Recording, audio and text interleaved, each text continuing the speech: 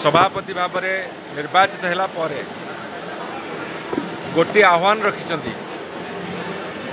केंद्र में जो भारतीय जनता पार्टी सरकार अच्छी एवं ओडिशा रे जो भारतीय जनता पार्टी सरकार अच्छी ओडिशार लोकंकर हक रु तांकर न्याय्य अधिकार रु जदि सामान्यतम उणा हम ताले बिजु जनता दल लड़े आर पार करिवो।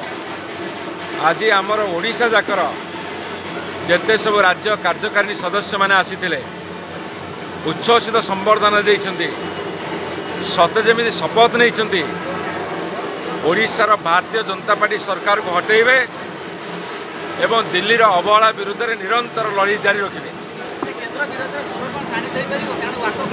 शाणी तो हवापे आज समस्त भितर एक उत्साह भरी देइछन्ति हम मान्यवर श्रीयुत नवीन पट्टनायक। ये सीधा सड़क केंद्र सरकार ओडिशा को क्रमागत अवहेला ता सत्रे ओडिशा रे जो सरकार अच्छी से सरकार जदि सामान्यतम अवहेला करिवो ओडिशावासी को ताले जवाब दिया जिवो सेते तिले मात्र हमर पछ घटिबार नाही।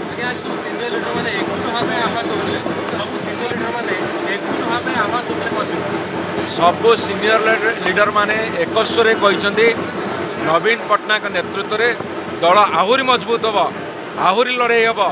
आज विरोधी दल हिसाब से केमिति लड़ाई करने को पड़े आमे ता करिके देखैबु।